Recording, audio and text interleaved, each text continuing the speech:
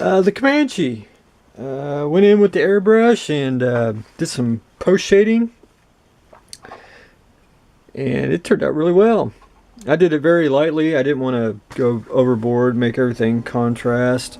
After I did that this morning, I went in with, for example, a gloss coat and sprayed that down for some decals, which I'll start either later today or tomorrow. For the shading, I usually do inks, and sometimes I use Comart, which is Iwata's paint. This is a transparent black. It just gives a little, it ain't opaque, it's translucent, and makes shading, I think, more believable.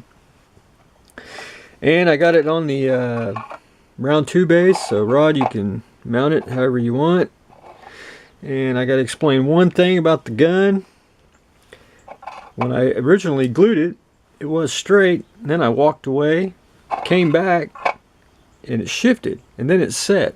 And I'd have to break it off if I fixed it, so we're just going to pretend that it's off to that one side. Gives a little character.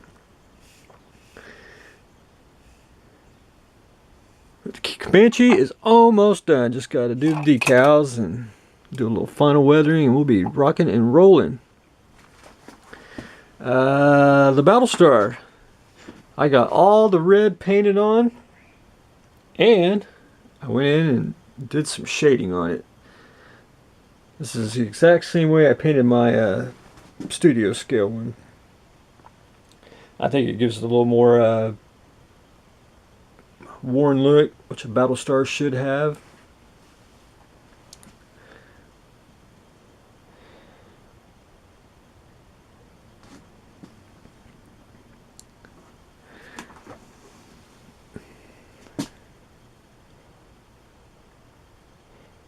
Getting cooler and cooler when you start getting the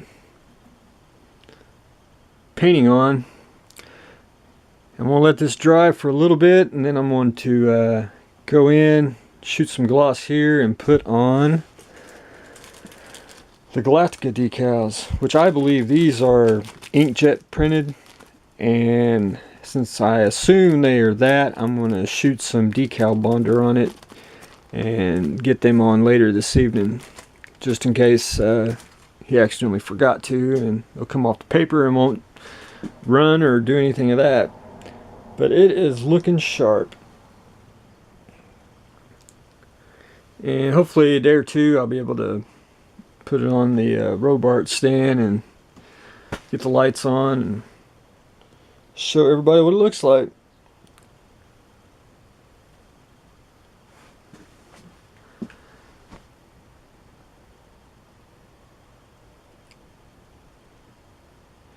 And you can tell I painted red today, because you can look at my trash can.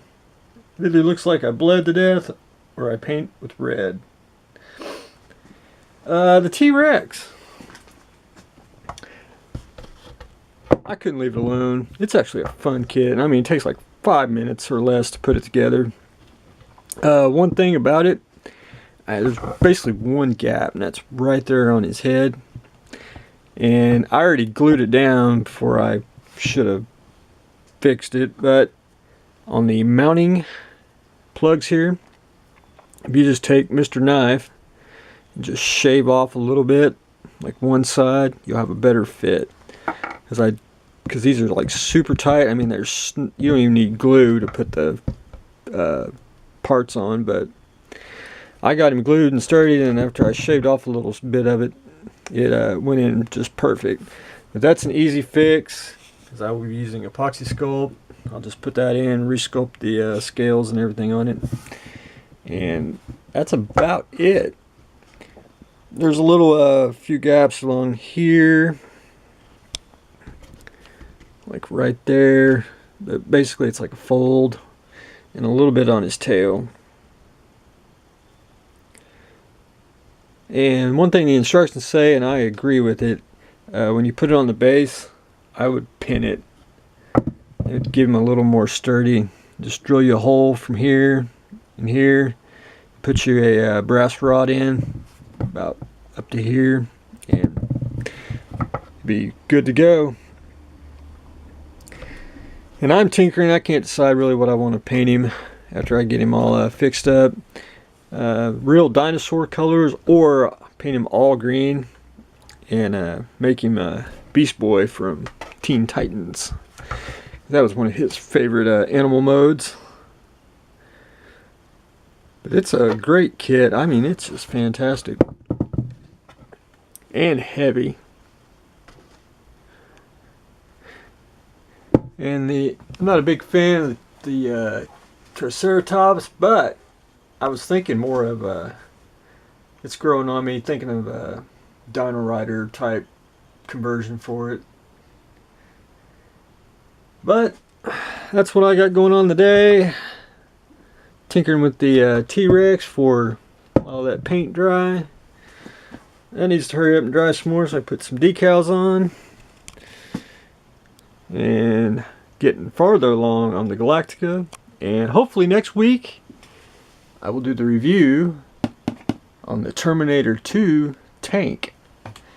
So I'm looking forward to that, and I really want to build it as well. So stay tuned for the next episode.